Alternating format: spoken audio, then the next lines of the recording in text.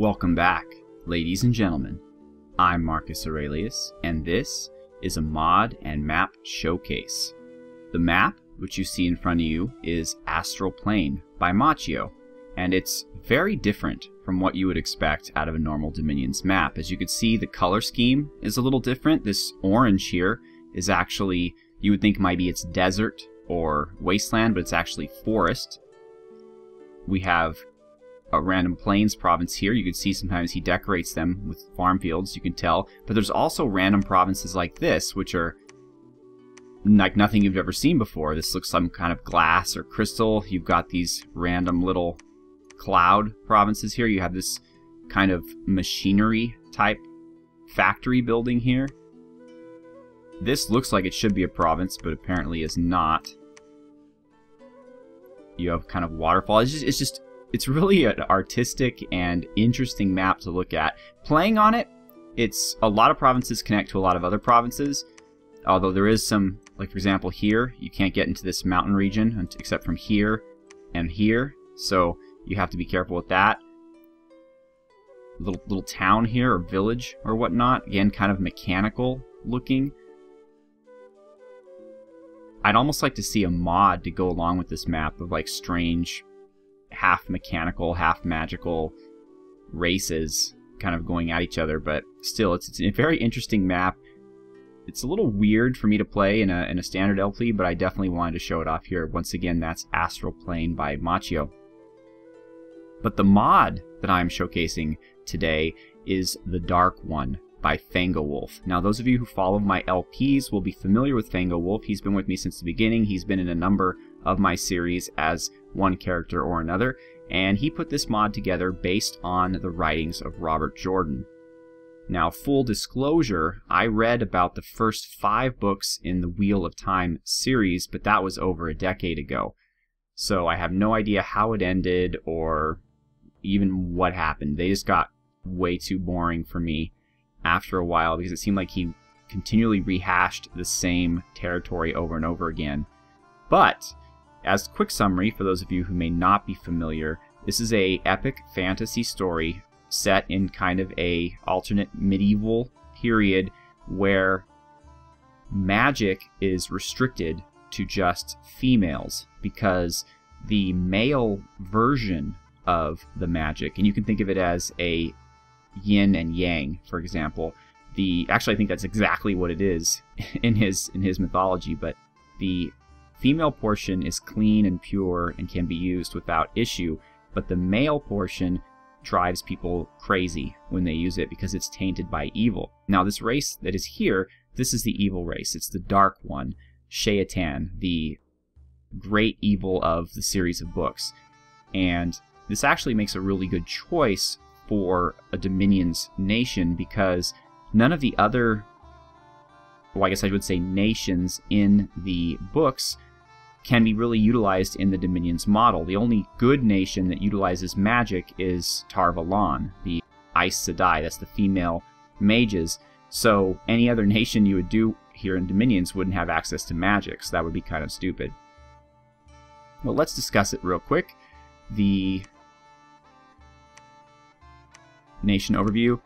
No, that's not what I want. So you can read the flavor text here, but basically it's just a summary of who the Dark One is and what the purpose of it is. Moving to your capital, you have 3 special sites. You have Sheal Ghul, that is a mountain under which the Dark One is imprisoned, and it enables the recruitment of a Darkhound, and it gives you 1 fire and 1 earth. Then there's Thakandar, which is, I don't remember this from my reading of the books, but I guess it's where the evil smiths put together armor for the forces of darkness. And then you have the Blight, which is a wasteland, a giant wasteland in the north that surrounds Sheal Ghul. And the Blight, as I understand it, is mobile. It continually presses forward and takes over towns, and it's just something that needs to be pushed back. You have a pretty decent gem income. You get 1 astral, 1 earth, 1 air, 1 fire, and 1 blood slave and 1 death. Not a lot of any one particular kind of gem, but a good variety. So let's look at the troops. The Dark One's armies are mostly focused on Trollocs, which are beastmen basically, but they have very poor morale, as you see here, morale of 6. So in order for them to be useful, and there's peltists, there's spearmen, there's macemen who are berserking, and then there's the elites who are berserking. But in order for them to be a cohesive army, you need to put these guys in the squads with them. They're the Midrals, which are kind of undead leaders of these forces. They kill population, they have invulnerability 12, but they do have a standard of 3. So they make up for the Trollocs' poor morale. And that's kind of how this nation is meant to be played, with 1 or 2 Midrals in a squad with the Trollocs. Now they have both dark vision and blindness, which is a little redundant. You don't need dark vision if you're blind. If you're blind, you have complete dark vision as far as I understand it. Then there is the Sharan, and now I never got far enough in the books to get these guys, but they're basically people from the other side of the world who are normal fighter people, but apparently they have joined up with the Dark One. Then you have the Drakkar, which are, in the books, they are not seducers, but they're kind of mystical. You can't really see them unless you're looking for them, and they come and they suck the souls out of their victims. So actually I think it would be neat to kind of make this unit a seducer, but I guess that isn't really their role. They kill people. Maybe an assassin? That would be cool. But right now they're stealthy. They have a life drain attack, which is really cool. Then you have the Sharan cavalry, same as the Sharans, just typical heavy cavalry. And finally you have a slow to recruit Darkhound, which is sacred, has a big fear effect, and is invulnerable to 15. Also has a heat aura. I wouldn't use a bless strategy with this nation, but these guys are pretty solid, although they are magic beings, so they can only be led by a mage. As far as commanders, the basic scout/commander is the Dark Friend. Actually, that's not a scout, just a basic commander is a Dark Friend. A very poor commander. You wouldn't want to lead any Trollocs with them because they have no morale bonus. Then you have the lead Dark Friend, who does have a inspirational bonus of 1 and a +1 for 3 squads, but again, very poor leader of Trollocs. I would just have them lead the Sharans. Then you have your Scout Spy, the Black Accepted. Now let me explain kind of how this goes. Of all the female mages in this series, they assign themselves to different orders within their group that have color designations. And they're called Ajas. There's red Aja, green Aja, white Aja, etc., etc. But there is a secret Aja that no one knows about except for those who are in it. Well, I mean, people suspect that they exist, but they don't know who is in it, and it's called the Black Aja. But it doesn't mean they're any different, so there's no like special skills one requires to be a Black Aja. A Black Aja is just somebody who is some other Aja who is evil. So, accepted basically means when a young woman finally passed the test to become an Aes Sedai, a magic user, they become accepted. And so basically it's your basic mage, but mostly you're going to use these guys as scouts and spies because their magic power isn't that great, but you can use them as a communion slave if you wanted to. Now the brown Aja are supposed to be the librarians and researchers of the female mages, and so this is a black-brown Aja. So basically the way it's worded is they're black Aja, and then it tells you what their actual color is. They're innate spellcasters, but really what makes them good is they're your best researchers, because unlike all your other mages, they don't have a research malus. They do have some air, some astral, and there's a lot of magical diversity in this nation. You'll never really get a really powerful mage in one thing. Well, you may if you're really, really lucky, but mostly you're going to get mages that have a lot of diversity. So you're probably going to be using a lot of communions, I would say, with this nation. You have the blue Aja, which Fangowolf made the decision to kind of make priests, your priests, instead of regular mages. They do have a 60% chance of astral to be used as communion slaves, but they are mostly holy.